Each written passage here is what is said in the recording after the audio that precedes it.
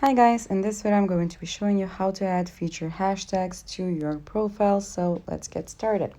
First, we're going to start off by clicking on the settings icon in our top right corner.